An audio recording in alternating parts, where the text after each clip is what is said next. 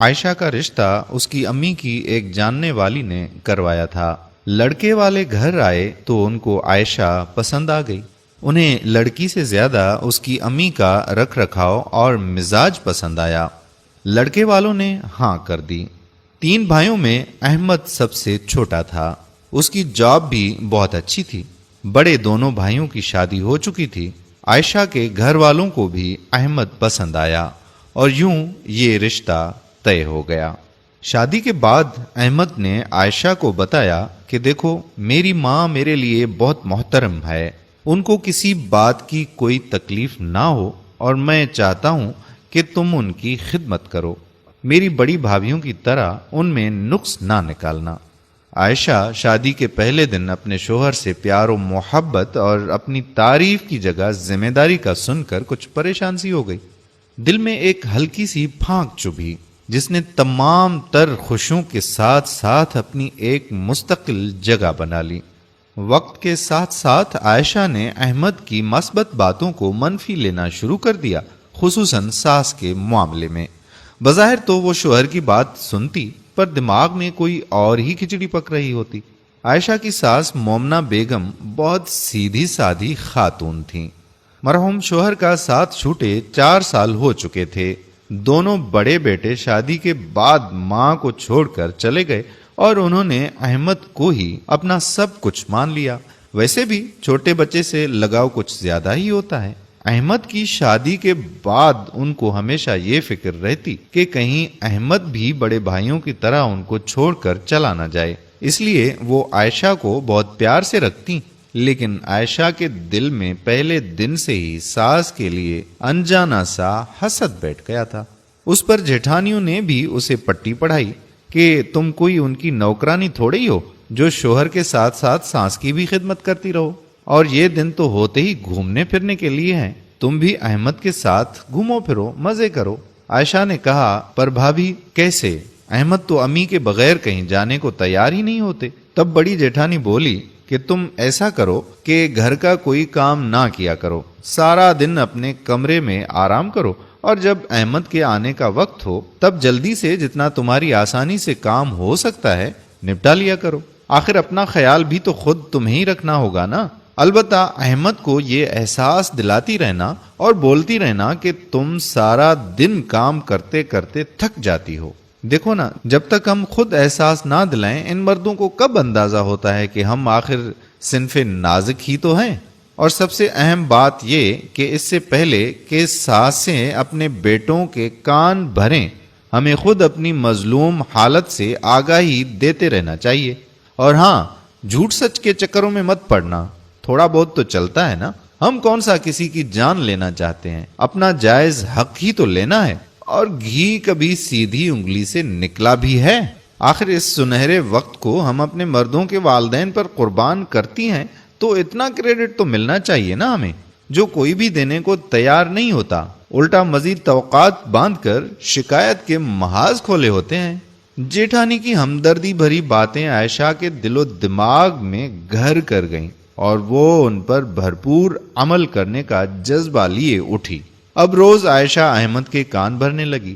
ادھر جب احمد ماں سے کچھ کہتا تو ماں بھی بہو کی شکایت کرتی کہ بیٹا سارا دن تو میں کام کرتی ہوں۔ احمد بہت پریشان ہوا کہ کس کی سنے اور کس کی مانے، نہ بیوی کو چھوڑ سکتا ہے اور نہ ہی ماں کو۔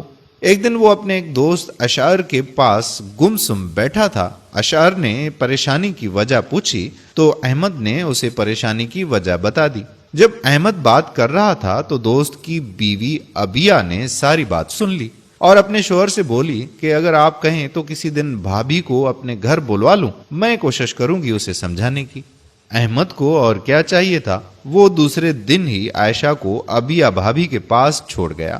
ابیہ نے پہلے تو عائشہ سے دوستی کی، پھر اس کے لباس، تعلیم اور خوبصورتی کی رج کر تعریف کی۔ ابیہ ایک بہت سمجھدار خاتون تھی۔ اس نے عائشہ کو اعتماد میں لے کر مکمل طور پر دل کی بھڑاس نکالنے کا موقع دیا۔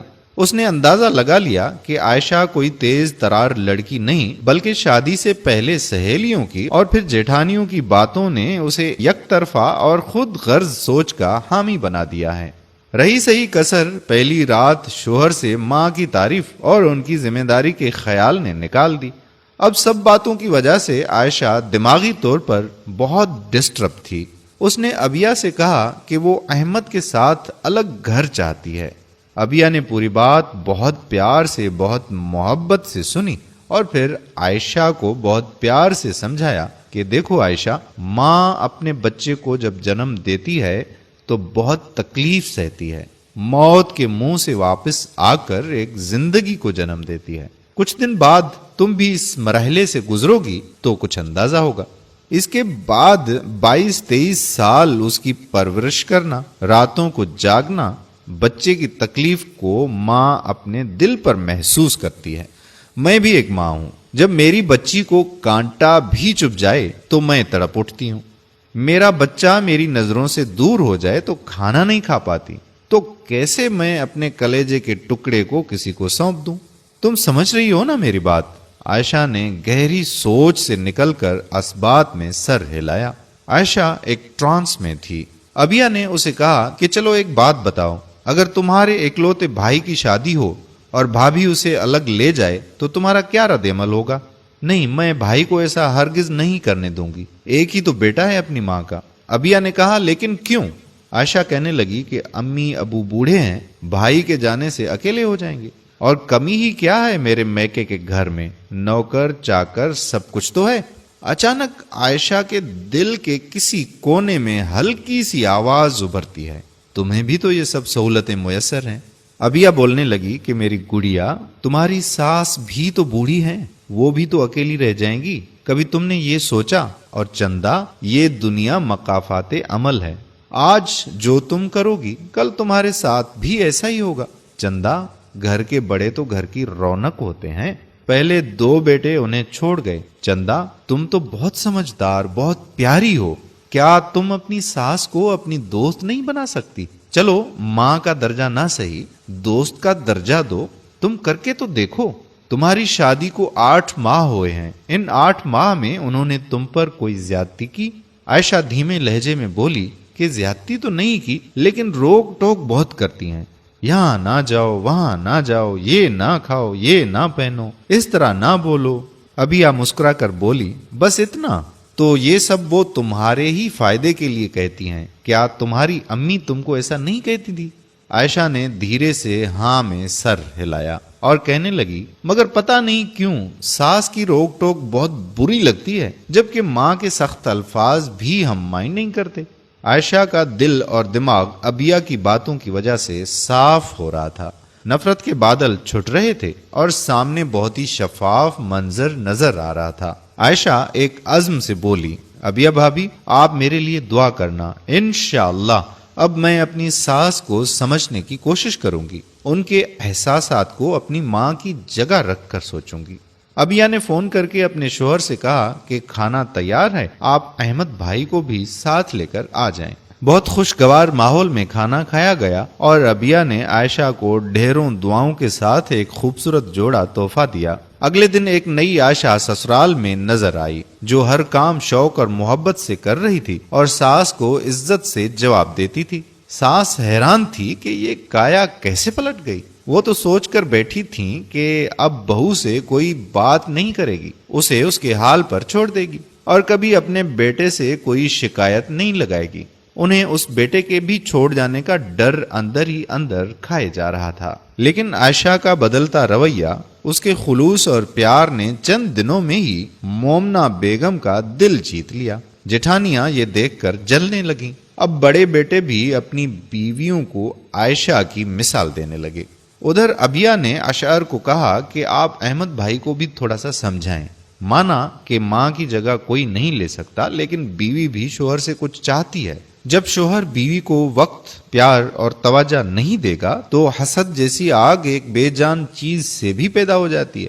احمد بھائی کو کہیں کہ عائشہ کو ٹائم دیا کریں، اس کی تعریف کیا کریں۔ شوہر کی تعریف سے عورت کھل اٹھتی ہے، اس کی محبت میں اس سے منسلک ہر چیز سے محبت کرنے لگتی ہے۔ اشر نے جب احمد کو یہ باتیں سمجھائیں تو احمد بہت شرمندہ ہوا. اس نے ان سب باتوں کو ذہن نشین کر لیا اور عائشہ کے ساتھ مثالی رویہ رکھنے لگا، وہ جس کے خواب لیے ہر لڑکی اپنے شوہر کے گھر قدم رکھتی ہے. اس طرح ایک گھر ٹوٹنے سے بچ گیا. دوستو، گھر توڑنے والے بہت ہوتے ہیں، گھر جوڑنے والا اور ہمیں سیدھی راہ دکھانے والا کوئی ہوتا ہے جو خضر راہ بنتا ہے. امید کرتا ہوں کہ ہماری آج کی یہ ویڈیو آپ کو ضرور پسند آئی ہوگی اور اپنے بھائیوں، بہنوں اور بیٹیوں کے ساتھ اس ویڈیو کو ضرور شیئر کریں گے. کیا پتا آپ کے ایک شیئر سے یہ بات کسی کے دل میں گھر کر جائے اور وہ راہ راست پر آ جائیں. جزاک اللہ خیرہ. السلام علیکم ورحمۃ اللہ وبرکاتہ.